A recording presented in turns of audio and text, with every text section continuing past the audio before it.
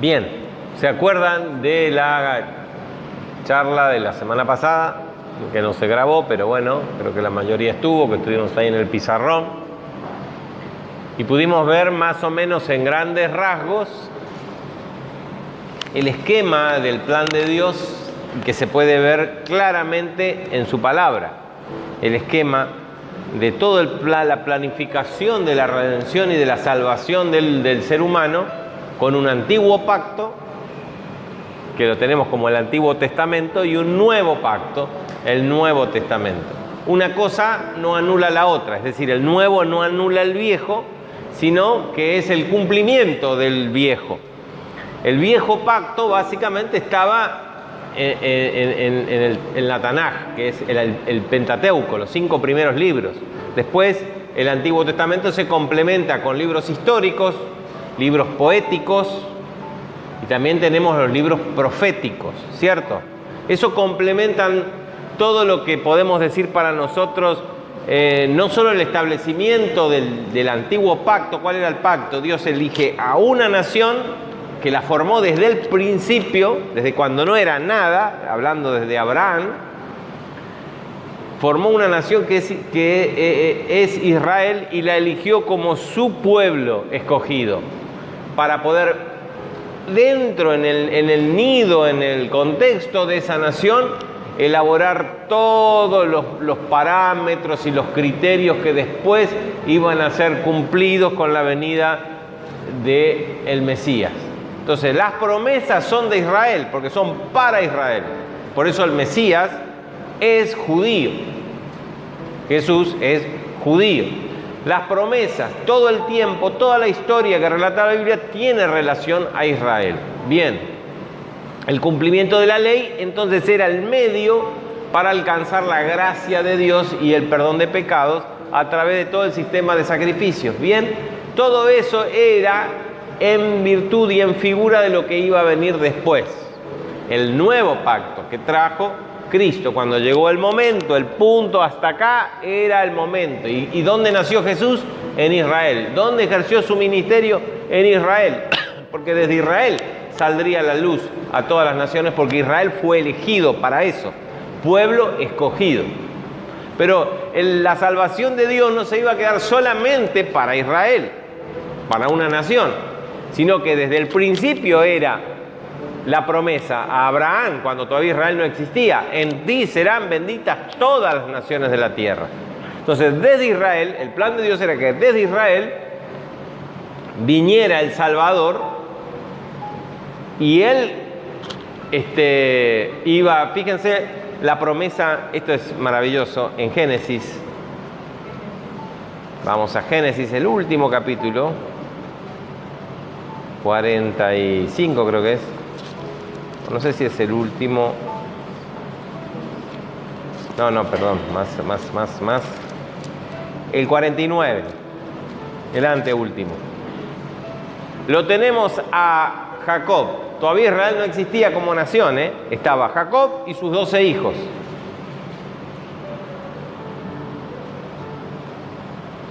Y Jacob hace la bendición, va haciendo la bendición a cada uno de sus hijos como se acostumbraba. La bendición era profética y también era una manera de dar la herencia. El hijo primogénito heredaba el liderazgo de la familia y de la descendencia. ¿Quién era el hijo mayor? Rubén. Pero Rubén fue desechado por ciertas cosas que sucedieron, que nos cuenta el mismo libro de Génesis. Entonces dice: impetuoso como las aguas, no serás el principal, le dice a Rubén.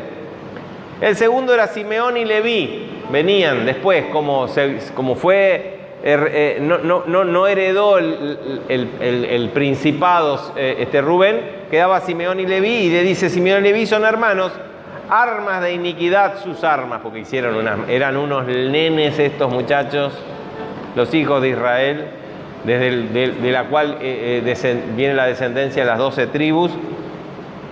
En su consejo no entre mi alma, fíjense lo que le dice el padre a sus 2 bebecitos, ni mi espíritu se junte en su compañía, porque en su furor mataron hombres y en su temeridad desjarretaron toros. Maldito su furor, que fue fiero, y su ira, que fue dura. Yo los apartaré en Jacob y los esparciré en Israel. Y así pasó, porque Leví, bueno, ya no vamos a hablar de ese tema. Entonces, ¿quién venía? No quedaba otro, el cuarto hijo, Judá, que tampoco era un santito, pero bueno, los otros eran peores. Así que Rubén primero no, Simeón, Leví desechados para ser el principado de Israel, el líder. ¿Quién venía? Judá. Fíjense la promesa a Judá. Judá, te alabarán tus hermanos. ¿Ven? Ahí les da el liderazgo. Tu mano en la cerviz de tus enemigos. Tu mano en la cabeza de tus enemigos. Y va a ser victorioso. Los hijos de tu padre se inclinarán a ti, porque Judá era el líder. Cachorro de león, Judá, de la presa subiste, hijo mío. Se encorvó, se echó como león, así como león viejo, ¿quién lo despertará? Cada tribu después, cuando se formó el pueblo de Israel, tenía una bandera. ¿Cuál era? ¿Qué tenía la bandera de Judá? Un león. ¿Escucharon hablar del león de Judá? Bien. Entonces, el Mesías iba a venir de la descendencia del líder. No fue Rubén, no fue Simeón, no fue Leví, fue Judá. Por eso Jesús era descendiente de la tribu de Judá. Y se le llama el león de Judá a Jesús. ¿Entienden? Fíjense, no será quitado el cetro de Judá. El cetro era el símbolo del poder. El cetro es el bastón que tenía el rey. No será quitado el cetro de Judá, ni el legislador de entre sus pies. Es decir, él iba a ser el que iba a juzgar a Israel, iba a ser el principal. Ni el legislador entre sus pies hasta que venga Silo. Acá hay algo importante. Judá iba a ser el principal. De ahí vienen los judíos, ¿sabían, no? Porque después había 12 tribus, 10 tribus se perdieron, quedaron 2. Judá y Benjamín. Entonces quedó básicamente reducido el pueblo de Israel a los descendientes de Judá. Judá va a tener el cetro y va a ser el principal hasta que venga Silo. Estamos leyendo Génesis, miles de años antes de Cristo. La profecía, el viejo Israel, el viejo Jacob se está muriendo y le está dando esta profecía a su hijo. Fíjense qué maravilloso, está en el lecho de muerte y ahí le dice, esto dice el Señor. El cetro no será quitado y vas a ser el juez de tus hermanos, de toda esta gran nación que van a ser de vos, hasta que venga Silo, el Mesías, el prometido. Y a él, a Silo, se congregarán los pueblos. ¿Vieron que hay un cambio ya en el inicio del plan de Dios? Ya había la planificación del cambio. Va a ser Israel el principal. ¿Qué hijo de Israel? Judá. De ahí va a venir el legislador, va a venir el Mesías, va a venir Silo. Pero cuando Silo venga la cosa cambia, porque ahora ya los pueblos no se congregarán a Judá.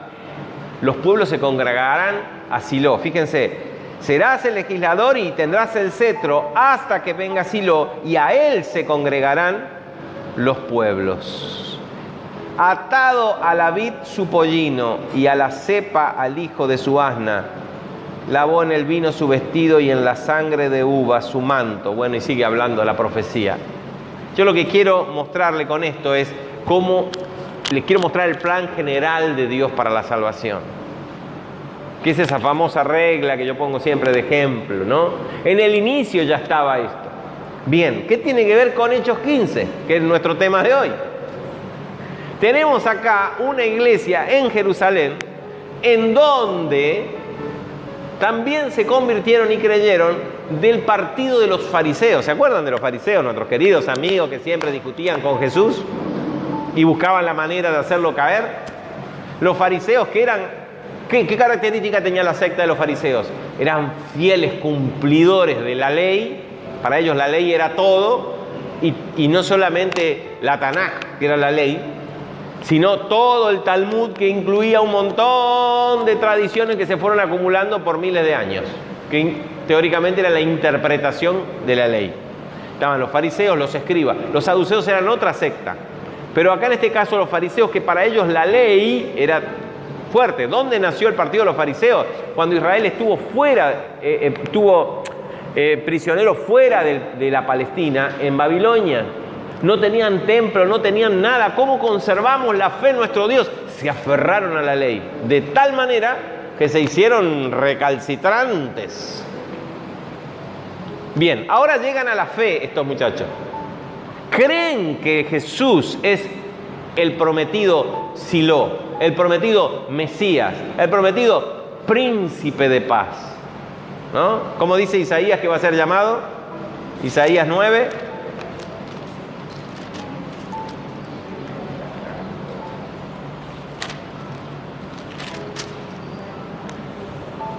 El pueblo que andaba en tinieblas vio gran luz, los que moraban en tierra de sombra y de muerte, luz resplandeció sobre ellos, multiplicaste la gente y aumentaste la alegría, se alegrarán delante de ti como se alegran el día de la cosecha, que se gozan cuando reparten despojos, porque tú quebraste su pesado yugo y la vara de su hombro y el cetro de su opresor, como en el día de Madián.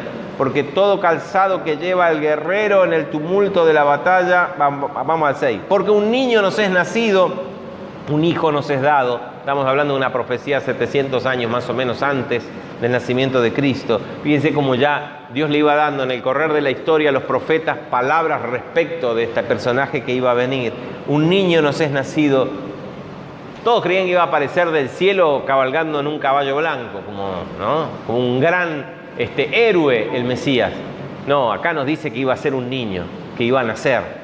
Un niño nos es nacido, hijo nos es dado, y el principado sobre su hombro. Ya no lo va a tener Judá, ahora lo va a tener Silo. El principado sobre su hombro, y se llamará su nombre admirable, consejero, o admirable consejero, ¿no?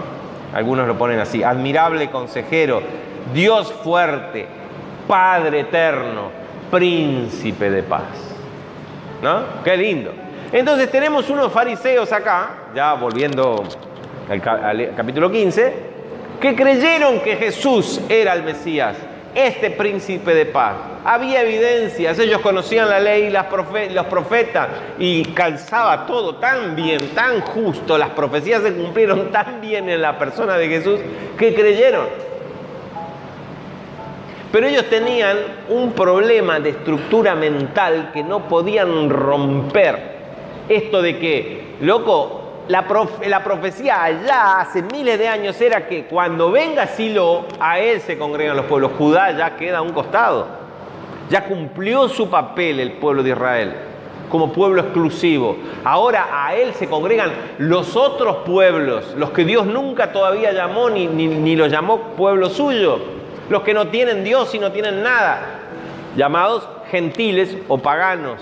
Ahora Dios los llama en Silo.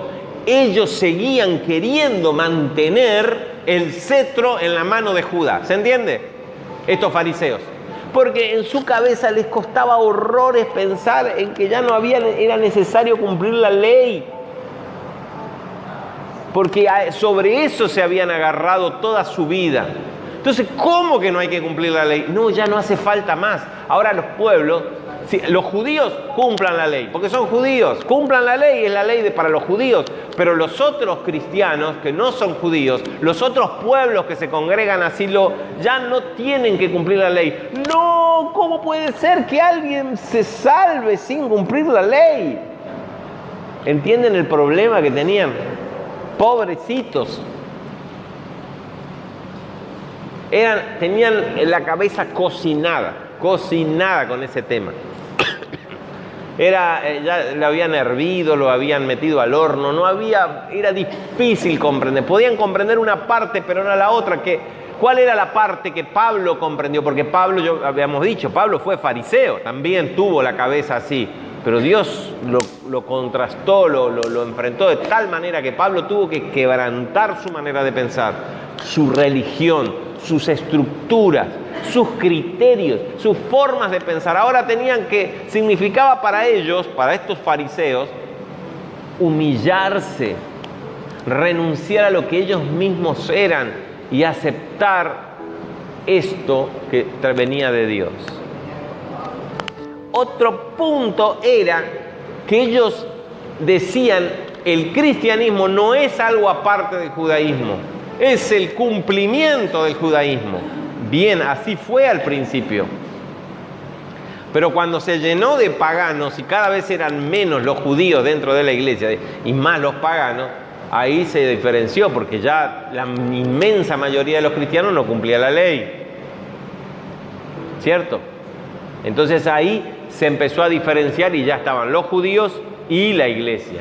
Incluso los paganos antes entendían que los judíos eran una secta más dentro de los cristianos, eran una secta más dentro del judaísmo para los paganos. Después se empezaron a dar cuenta que era otra cosa.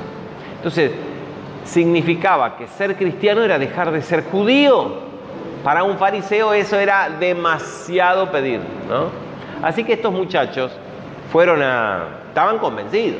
Se juntaron todos ellos y dijeron, no, hay que cumplir la ley. ¿Y qué hacemos con los paganos? Y tienen que circuncidarse. Vamos a tener que conseguir muchos doctores, muchos cuchillos bien afilados y vamos a meter cuchillos y a la lona y a cumplir la ley. Complicada la cosa, pero estaban absolutamente convencidos. Como no les dieron bolilla en su propia iglesia en Jerusalén, que era grande, ellos se fueron al centro de todas las congregaciones, la principal congregación no judía, gentil, pagana, que estaba en qué ciudad. Estos muchachos se fueron a Antioquía, de Siria, y estaban allá contentos y todos los recibieron porque eran hermanos que venían de la iglesia principal. ¿Dónde estaba la iglesia principal? En Jerusalén, donde estaban los apóstoles. Y estos, sí, vienen de la iglesia central, qué bueno, qué bueno, qué bueno. Así que bueno, les dieron lugar para que prediquen. ¿Qué enseñaron los tipos? Si no se circuncidan y cumplen la ley de Moisés, no pueden ser salvos. Cuando Pablo escuchó y Bernabé escucharon eso, casi se mueren. Ellos venían de hacer todo el primer viaje, ¿se acuerdan que ya estábamos de vuelta? Habían visto lo que Dios había hecho y cómo había abierto puertas a los gentiles sin necesidad de otra cosa más que la fe.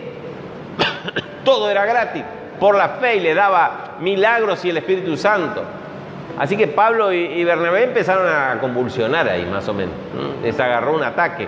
Bájenlo, cállenlo a esos tipos. Así que se armó una discusión. ¿Cómo dice que era la discusión? No pequeña. Y se armó un tole-tole que dijeron, no, vamos a consultar a la iglesia central. Vamos a consultar Así resolvieron los pastores de la iglesia de Antioquía, vamos a consultar a la iglesia central. Así que le mandaron un WhatsApp, un audio. No había WhatsApp, llamaron por teléfono. ¿Se acuerdan con los teléfonos? Tampoco había teléfono. No, vamos a hacer una cosa. Vamos a enviar a Pablo y a Bernabé, que tienen toda esa experiencia del viaje, con otros hermanos más, estaba Tito y otros hermanos más de la iglesia de Antioquía, para que vayan a Jerusalén y planteen este problema a los apóstoles y los hermanos que están allá, a ver qué resuelven. ¿Qué? ¿Obligamos o no obligamos a los no judíos a hacerse judíos por decreto? Así fue que vinieron. No, lo tenemos acá, el versículo 2 del capítulo 15. Versículo 3. Ellos pues, habiendo sido encaminados por la iglesia, pasaron por Fenicia y por Samaria, o sea, del norte a sur. Y había iglesias por todos lados, así que ellos iban visitando las iglesias y contaban. ¿Qué contaban? La cosa maravillosa que habían, la experiencia maravillosa de esos 2-3 años, que duró más o menos, la vuelta que dieron predicando el evangelio y fundando. ¿Cuántas iglesias fundaron en Asia Menor? Y también en Chipre. Si contamos las 2 de Chipre, ¿cuántas fundaron en total? 7 iglesias. Bien, vamos todavía. Se puede. Arranca la memoria. 7 iglesias se habían fundado y habían dejado pastores establecidos. Así que, y habían sucedido cosas maravillosas que acá en el libro de los Hechos ni siquiera da el espacio para poder contarlas. Pero ellos contaban con una pasión lo que Dios había hecho, cómo Dios había abierto las puertas a los gentiles, cómo los pueblos se congregaban a Silo. ¡Ah, mamita! Se cumplía la profecía de miles de años atrás que le dio Jacob, Israel, a su hijo Judá en su lecho de muerte. Y ni hablar de todas las profecías que vinieron después en el correr de la historia del pueblo de Israel y con los profetas. Así que era maravilloso. Dice que ellos iban contando en cada iglesia y causaban gran gozo a todos los hermanos de las iglesias. Porque ellos no tenían el problema de tener la cabeza cocinada como los muchachos fariseos. Es difícil a veces, es difícil cómo las estructuras, incluso no religiosas y religiosas en general,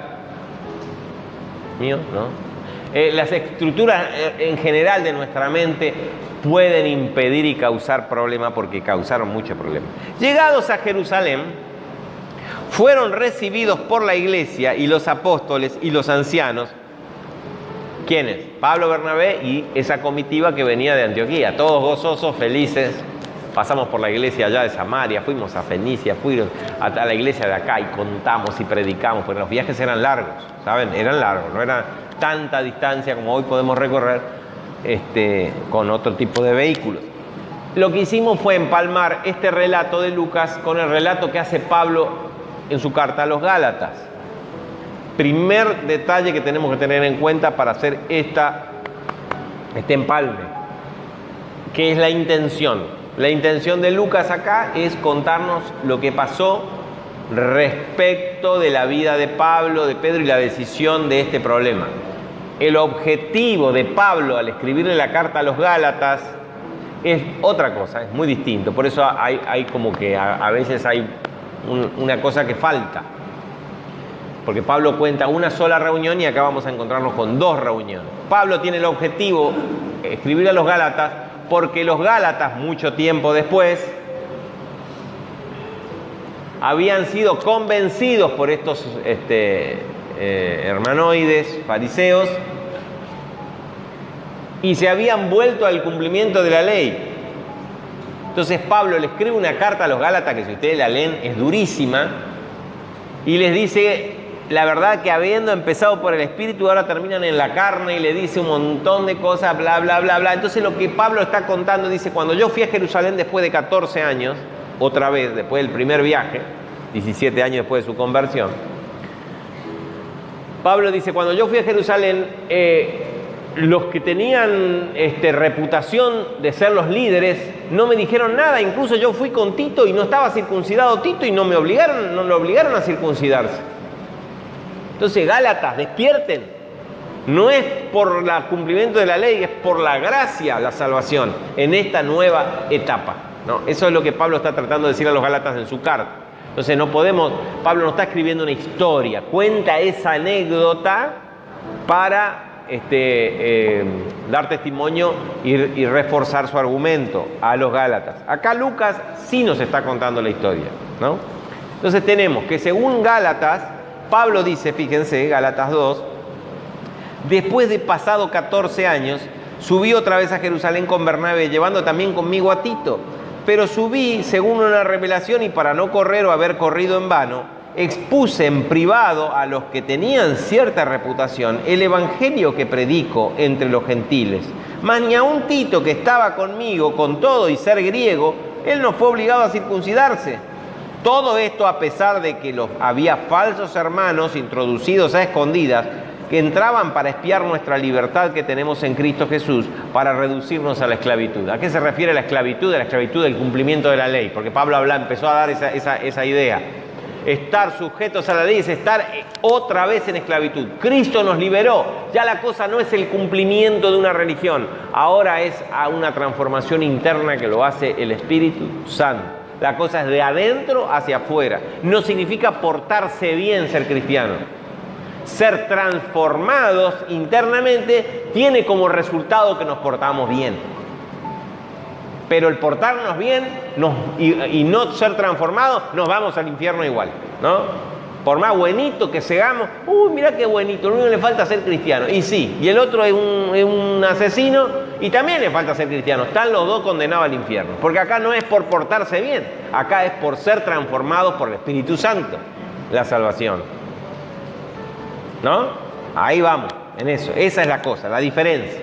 Bien, entonces fíjense que ellos llegan y refirieron todas estas cosas, dice Hechos 15:4, que Dios había hecho con ellos en una reunión privada, según Gálatas, ¿no? En una reunión privada. Entonces Pablo y Bernabé fueron en una reunión más chiquita, estaban los apóstoles y algunos pastores, y ahí contaron todo y qué es lo que predicaban, qué enseñaban. Porque estos fariseos que decían, Pablo enseña cualquier cosa contra la ley de Moisés, y contaron algunas cosas. Pero algunos de los de la secta de los fariseos que habían creído, que eran los muchachos que habían ido al norte, se levantaron diciendo, es necesario circuncidarlos. No había vuelta, no había testimonio, no había profecía, no había nada que valiera. Era necesario circuncidar. No se imaginaban otra cosa.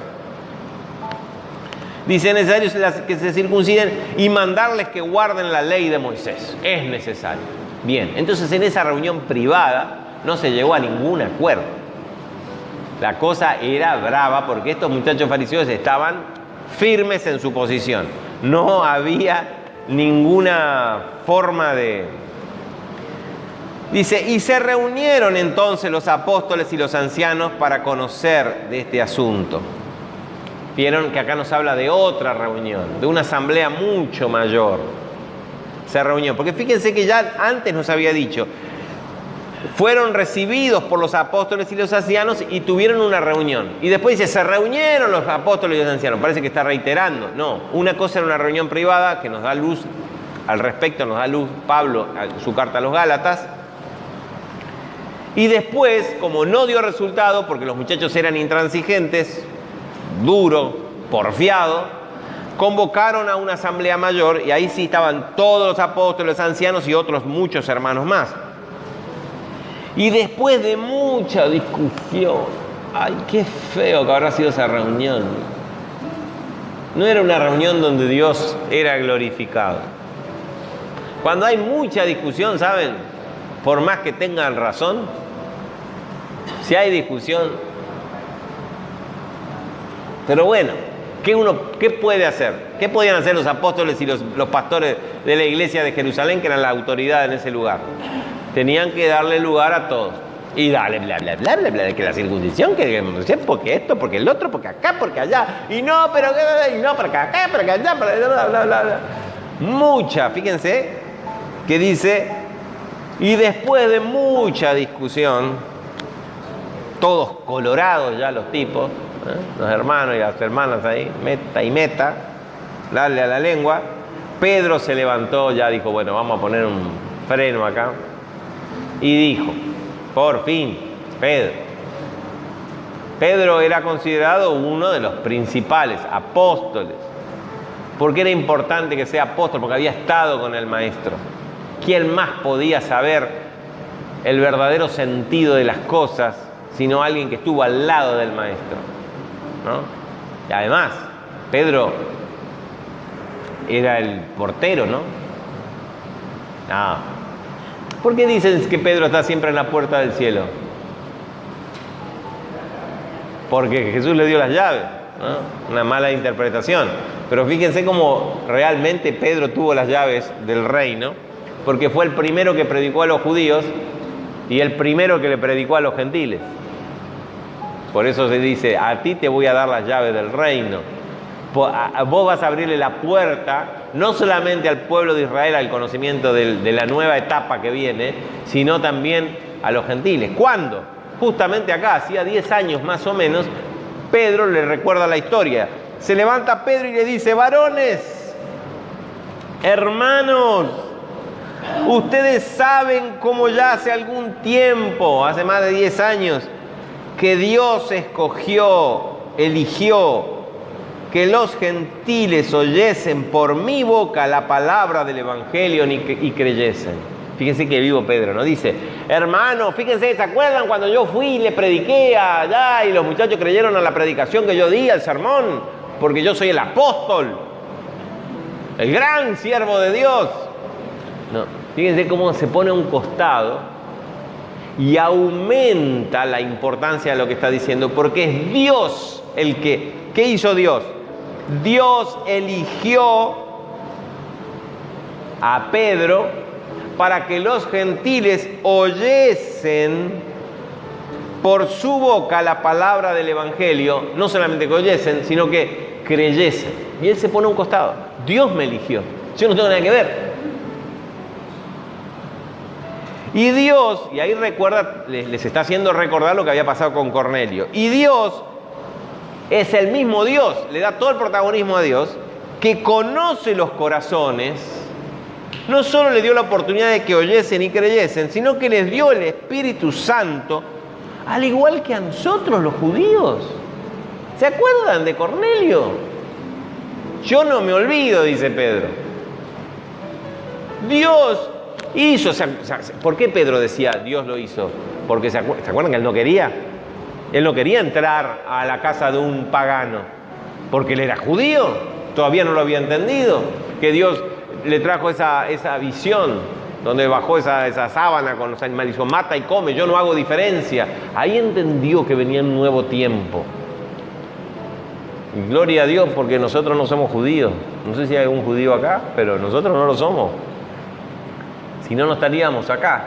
Ahora venía un nuevo tiempo. Ahí vamos, congregados a Silo. Acá. Dice, y le dio no solamente, sino que les dio testimonio por medio del Espíritu Santo. ¿Se acuerdan? Que quedaron tan asombrados. Y ninguna diferencia hizo entre nosotros y ellos, purificando por fe sus corazones. Ahí está el nuevo mensaje. Esa es la buena noticia, que significa evangelio, ¿no? Buena noticia. Es por la fe que el Espíritu Santo purifica nuestros corazones y somos aceptados delante de Dios. Ya no por el cumplimiento de la ley. Terminó, el cetro ya no lo tiene más Judá. Ahora el cetro lo tiene ese niño que nos fue nacido, ese príncipe que nos fue dado, ese Padre eterno, ¿no? Silo, el prometido hace millares de años. Qué lindo, qué maravilloso. Fíjense cómo dice Pablo en la carta que le escribe a la iglesia en Roma, que lo habíamos leído la vez pasada, que yo lo cité mal. Romanos 2:28 dice, pues no es judío el que lo es externamente, ni es la circuncisión la que se hace exteriormente en la carne, sino que es judío el que lo es en su interior, y la circuncisión es la del corazón, en espíritu, no en letra, no en la ley, la alabanza del cual no viene de los hombres, sino de Dios. ¿Vieron? ¿Quién purifica los corazones? De ahí habla de la circuncisión, la purificación del corazón. Nos hace la circuncisión en el corazón, simbólicamente. ¿Qué significaba la circuncisión? Yo había explicado. Pertenencia. Ningún incircunciso podía pertenecer al pueblo de Israel. A partir de eso era la señal de la pertenencia, comenzaba todo el cumplimiento de la ley. Ahora la circuncisión es en nuestro corazón. Dice acá, Él es el que purifica nuestros corazones y nos marca el Espíritu Santo y nos hace pertenecer a la familia de Dios. Y ahí viene un montón, todo el proceso que el Espíritu Santo va a hacer de santificación de nuestras vidas. Ahora pues, entonces le dice, mire muchachos, no hizo diferencia, no eran circuncidados los muchachos esto, y vino el Espíritu Santo, porque ahora ya la circuncisión no es nadie, porque no hay judío ni griego, no hay varón ni mujer, no hay pobre ni rico. Al que Dios llama, a ese lo recibe por fe. Ya pasó, el cetro ya no lo tiene Judá. Ahora pues, ¿por qué están tentando a Dios, poniendo sobre la cabeza de los discípulos un yugo, algo pesado, que ni nuestros padres ni nosotros hemos podido llevar? Porque siempre infringieron la ley de Moisés. Siempre el pueblo de Israel por eso fue castigado tantas veces, porque nunca pudieron cumplir la ley tal cual. ¿Por qué le imponen a nuestros hermanos algo que ni nosotros pudimos cumplir como judíos, ni nuestros padres? ¿Por qué dicen, por qué tentáis a Dios? ¿En qué sentido? Porque una manera de la Reina Valera, ¿no? ¿Qué significa tentarlo acá a Dios? Desafiarlo, cuestionar el criterio de Dios. Porque fíjense, este es el argumento de Pedro. Estábamos ahí Hasta ahora habíamos recibido el Espíritu Santo, testimoniado con el hablar en lenguas, judíos, y de repente recibieron ellos que no son judíos. Entonces, ¿cuál es la idea de Dios, el criterio de Dios? No, acá ya no hay judío ni griego, no hay judío ni pagano, son todos iguales ante Dios, ¿cierto? Ese es el criterio de Dios. Esa es la nueva etapa que Dios marca en la historia de la humanidad. ¿Por qué ustedes se oponen a eso y lo desafían imponiendo con sus ideas religiosas, su soberbia, desafiando lo que ya Dios determinó? ¿Ven? ¿Qué determinó Dios? Y acá había judíos y no judíos, todos fueron tratados y no hubo diferencia ni uno ni otro. Esa es la nueva idea. ¿Por qué ustedes lo desafían? ¿Entienden el argumento de Pedro? Ese es el argumento de Pedro. Bien.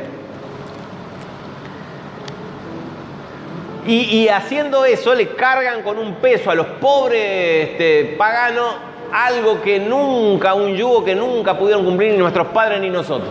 Siempre ahí sufriendo con el pecado y la rebelión. Antes, fíjense cómo Pedro profesa su fe de manera solemne. Antes, o mejor aún, nosotros creemos, no dice nosotros, pero dice creemos, y yo pongo el nosotros porque sería el sujeto tácito. Nosotros creemos. ¿Quiénes eran los nosotros? En general, los que tenían autoridad, y está dando la idea de que era la creencia de la iglesia en ese entonces. En general, fíjense, Pablo y Bernabé bajaban por Samaria, por Tiro, por Sidón, en las iglesias y contaban lo que pasaba. ¿Y cuál era el efecto? Alegría, gozo por lo que Dios hacía entre los no judíos. Entonces acá había un grupito que tenía el cerebro frito. Pero en general la iglesia aceptaba esta nueva concepción y esta nueva realidad. ¿Me explico? Entonces acá lo pone Pedro con una idea de generalidad. Nosotros creemos, aunque en realidad está hablando, en principio, de los apóstoles y los ancianos de la iglesia principal, Jerusalén. Nosotros creemos que por la gracia del Señor Jesús, es decir, gratis por lo que hizo el Señor Jesús, seremos salvos de igual modo que ellos. Por gracia es la cosa. Hay un montón de pasajes que podríamos ver y acá tengo anotada. Entonces dice el versículo 12, toda la multitud cayó y oyeron a Bernabé y a Pablo que contaban cuán grandes señales, o sea, y maravillas había hecho Dios por medio de ellos entre los gentiles. Bien, una vez que Pedro terminó su discurso, los invitó a Pedro y a Bernabé, pero si ya lo habían contado, claro, pero en privado. Ahora lo cuentan a toda la asamblea, cuentan confirmando las palabras de Pedro, que Dios visitó a los gentiles sin hacer diferencia, sin pedirle que se circunciden, ¿no? Entonces Pedro le dice, pasen muchachos, y me imagino a Pablo y Bernabé contando y hablando, bla, bla, bla, bla, bla. Quedan 3 minutos más, ¿me aguantan? 4. Bueno. Y ellos, por medio de Dios entre los gentiles. Versículo 13. Y cuando ellos callaron, es decir, cuando terminaron de hablar, habrá sido larga esa reunión, entre que discutieron mucho, el discurso de Pedro, los testimonios de Pablo y Bernabé, me imagino que alguno habrá llevado mate, porque si no... Cuando ellos terminaron y callaron, Jacobo entonces se levantó. Ahora le tocó el turno a Jacobo, que era considerado uno de los principales. ¿Quién era este Jacobo? Era muy respetado porque era el hermano de sangre de Jesús, nada menos. Lo conocería Jesús y de chiquitito. Lo habrá peleado a Jesús mucho, hasta de grande lo peleaba. Cuando no creía en que él era el Mesías, lo peleaba y se le burlaba. Y después terminó siendo uno de los... Aparte, Jesús no asumió el rol que él tenía después de la muerte de José, de haber asumido el ser jefe de la familia, porque Jesús justamente en ese momento empezó su ministerio y andaba vagando por ahí. Y Jacobo tuvo que hacerse cargo, pues. Pero menos mal que Jacobo vio la luz, encontró, pudo ver más allá de su vínculo, que es muy difícil, más allá de su vínculo familiar, que Jesús era el Mesías prometido. Y acá estaba el tipo, así que hablaba Jacobo y lo escuchaban, Entonces Jacobo se levantó, respondió diciendo: varones hermanos, escúchenme. Simón ha contado. ¿Quién era Simón? Pedro, claro. Fíjense que él no le dice Pedro, le dice Simón, que era el nombre hebreo. ¿Saben que este discurso de Pedro, un detallecito nomás, este discurso de Pedro es lo último que vamos a escuchar en la historia del libro de los Hechos acerca de este apóstol, de Pedro? De ahí no se habla más, no sabemos más nada de Pedro. Tenía que haber escrito más, pero como Lucas acompañaba a Pablo, escribió la vida y los hechos de Pablo, ¿no? Simón ha contado cómo Dios visitó por primera vez a los gentiles para tomar de ellos pueblo para su nombre. Acá hay que prestar atención a cada palabra, cada detalle, y lo vamos a hacer la próxima semana. Pero hay tarea para hacer. Revisen los mapas otra vez. Relean lo que vimos hasta acá, relean para tener el contexto. Estamos leyendo una historia, es agradable leerlo, no lo tomen como que están leyendo un texto sagrado, misterioso, esotérico, cosa rara, ¿no? Es un libro, nos está contando la historia, una historia maravillosa que tiene hechos impactantes, pero vuelvan a empezar con el libro de los Hechos, vuelvan a analizar, a recordar las clases, vuelvan a reescuchar las clases que están en YouTube. Porque es interesante, nos va a dar y nos está dando una idea de la iglesia, cómo debe funcionar. Es el modelo de la iglesia, cómo debe funcionar la iglesia, cómo tienen que ser las actitudes, cómo tienen que más o menos, cómo se organizó, cómo el Espíritu Santo acompañó, cómo el Espíritu Santo forzó en ciertas maneras con circunstancias adversas para, por ejemplo, cuando se tenían que expandir. Entonces es interesante, ¿no? Porque vamos viendo el capítulo 15 y ya nos olvidamos del 14, y ya nos olvidamos del 13, y ya nos olvidamos del 2. Relean todo otra vez ahora, que ya tienen mucho más conocimiento, y van a ver cómo los edifica todo esto. Y piensen y recuerden las consideraciones que hemos hecho hasta acá. Bien, oramos entonces. Señor, te damos gracias porque nos has llamado, porque fuiste vos el que nos elegiste para formar parte de este pueblo, porque hiciste esa circuncisión, ese símbolo de pertenencia a tu familia, a tu pueblo, lo hiciste en nuestros corazones, Señor. Ya no por sangre, ya no por cumplimiento de una religión, Señor, sino simplemente porque nos llamaste, porque nos amaste, porque... Señor, perdonanos porque vivimos tan distraídos en tantas cosas, sin ponerle el punto, el valor a lo que hiciste por nosotros. ¿Cómo no vamos a estar agradecidos? ¿Cómo no te vamos a adorar, te vamos a cantar, te vamos a alabar? ¿Cómo no vamos a dar de nuestro tiempo, Señor, para vos, para servirte? ¿Cómo no vamos a considerar un privilegio que nos llames al servicio, Señor? Queremos decirte, acá estamos, Señor. Somos tu iglesia en el año 2023, somos tu iglesia en este momento de la historia, Señor. Y tenemos la responsabilidad, la misma responsabilidad que tuvo esta iglesia en el primer siglo, lo tenemos acá en el siglo XXI, Señor. De ser luz, de ser sal, de llevar el mensaje del Evangelio en un contexto totalmente distinto. Pero este mensaje que nunca cambia, Señor. Qué bueno que es como una roca firme en medio de un mar tormentoso, Señor. Ahí estamos. Enséñanos, capacítanos, límpianos, Señor. Tráenos luz, trae sabiduría. Danos no solamente el querer, sino también el hacer. Darnos las oportunidades, Señor, para poder hablar a otros este mensaje y poder cumplir nuestro propósito. Y seas bendecido, santificado en cada cosa que hacemos, Señor, en nuestra vida cotidiana. Lo pedimos en tu nombre, como hijos tuyos, Padre. Amén.